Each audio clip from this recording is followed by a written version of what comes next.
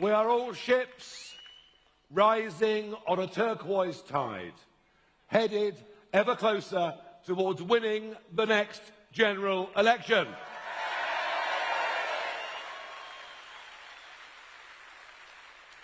It's been a day of some considerable news. It seems that female politicians are all the rage at the moment.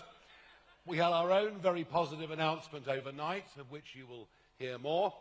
But the reason that I've moved this speaking time forward is because this government is deep in crisis. Not only have they fallen into deep popularity within just a year of winning the general election, but it's become clear to all of us that it is a cabinet of wholly unqualified people to run our country. They are not fit to govern.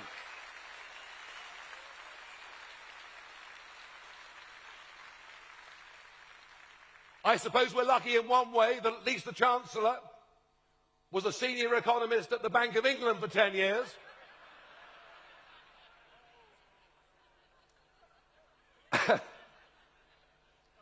And that the Business Secretary is a fully qualified solicitor.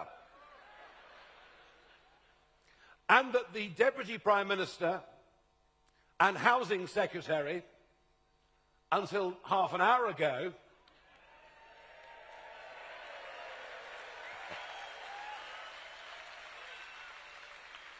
is an accomplished property developer and speculator. But you simply can't get away, can you, from being the Housing Secretary and avoiding £40,000 of council tax. And it screams to entitlement. It screams to a government that, despite all the promises that this would be a new, different kind of politics, is as bad, if not worse, than the one that went before.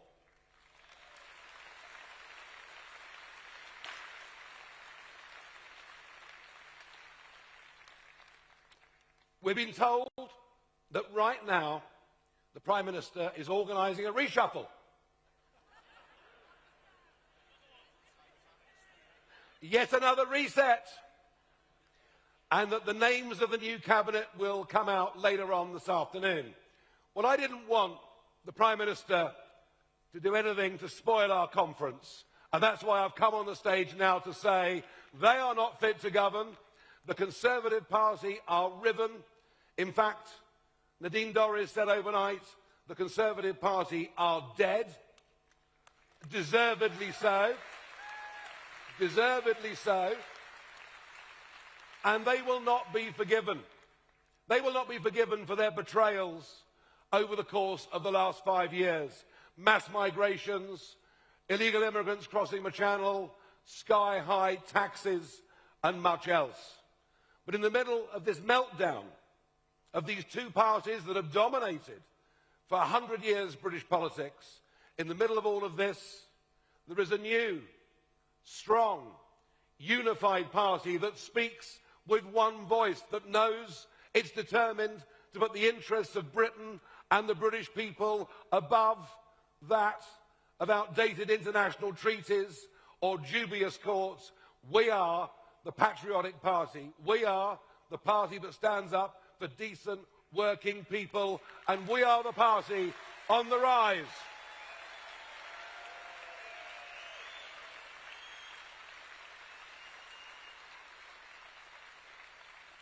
Just think, I stood before you this time last year.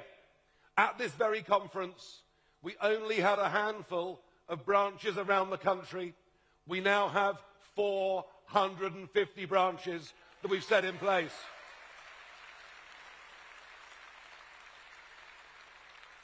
As we entered the general election of 2024, we had 30,000 paid-up members.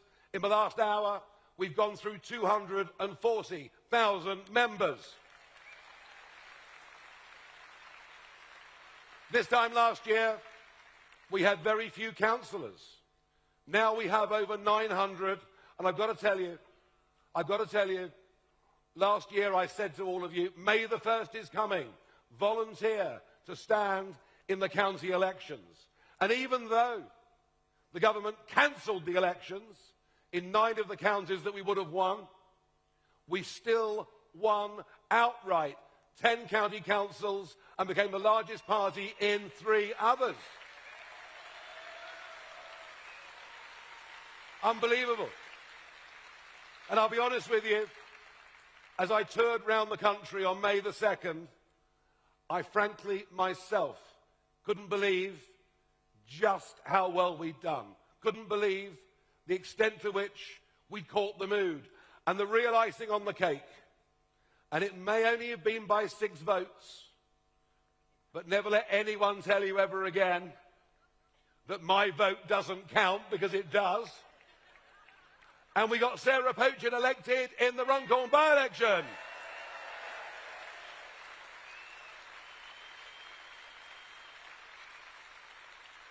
We have topped over 100 of the last opinion polls. Our lead is between 10 and 15% against any of the other parties. And I tell you what, given the state of chaos they're in, I think we can increase that lead further yet. Folks, it's happening.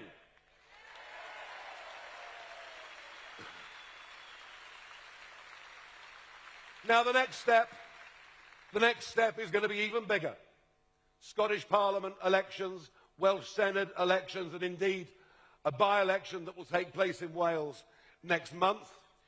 All 32 London boroughs will be up for election, and we will take that seriously as we get ready to have a mayoral candidate so that we can beat Sadiq Khan next time round.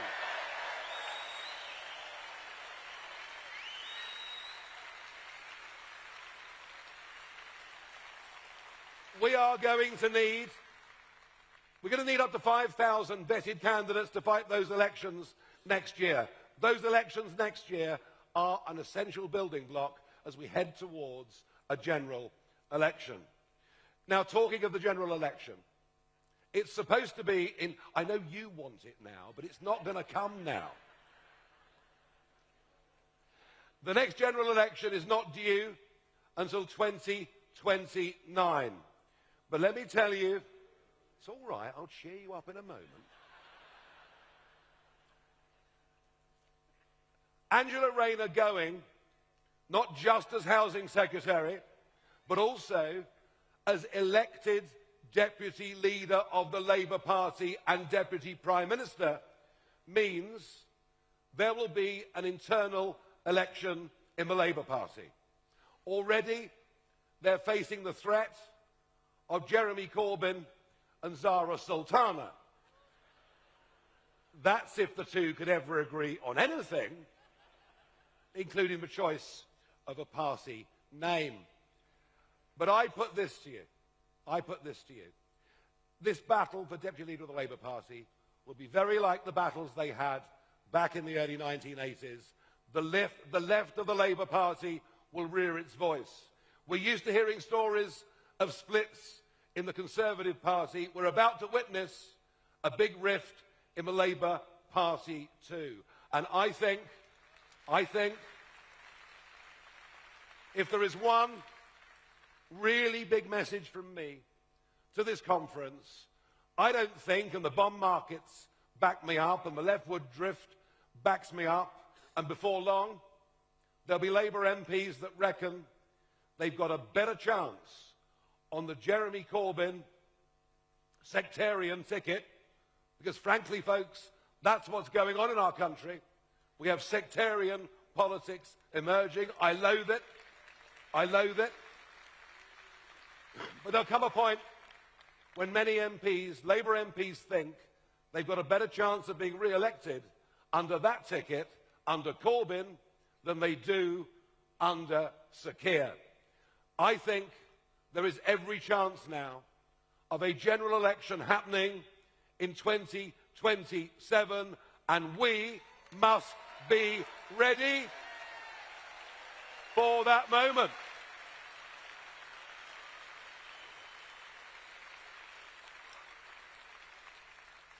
Now, we also, as a party, have to raise a lot of money, and we're making progress. Our Treasurer, Charlton Edwards, and his team doing a great job. Our Honorary Treasurer, Nick Candy, has personally already put in over £500,000 of his own money. Nick, we thank you for that. But I want you two in the branches to go out and work and raise money, to volunteer to be candidates, to deliver leaflets, to knock on doors. We need to be the party of activism. And I think all of us believe, don't we, in what we're doing? So we must all play our part and do our bit. But one of the counter-arguments, well, there are two. One is it a one-man band? I went to the football shirt stand earlier, and there you've got 11 names. Jenkins, Tice, Pochin, and so on. 11 of our most senior elected representatives. And I stood in the middle and held up the shirt that said Farage, and the BBC asked me, am I a one-man band? I said, look at this lot behind me.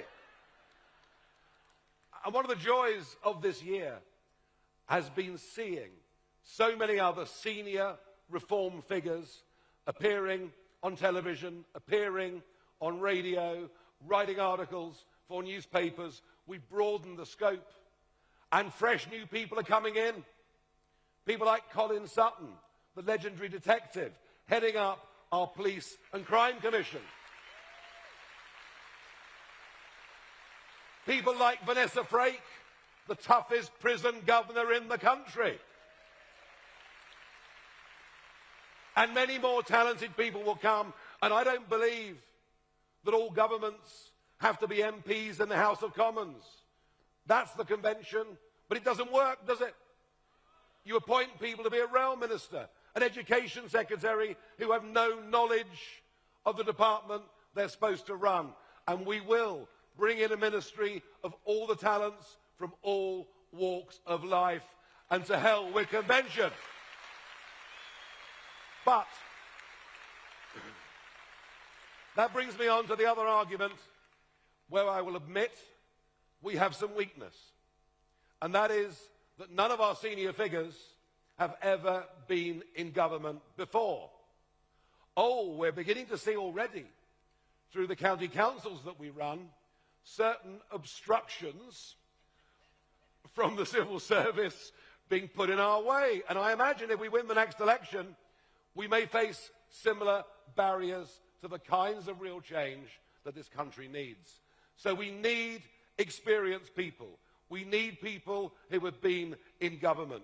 We need people who understand just how the system works and what the difficulties are. We need people with experience. And that is why, after a lengthy debate and consultation, that is why I'm pleased to welcome today to the stage a woman who was served in Cabinet as Culture Secretary, a woman who has sold 3.5 million books, a woman who has been on I'm a Celebrity, Get Me Out of Here. Somebody from the real world who's worked their way up, been incredibly successful, who actually crosses the boundaries from politician into celebrity. And I'm delighted that we're going to have the experience, the talent, the hard work and the loyalty of Nadine Dorries, and I'm proud to welcome her onto the stage now.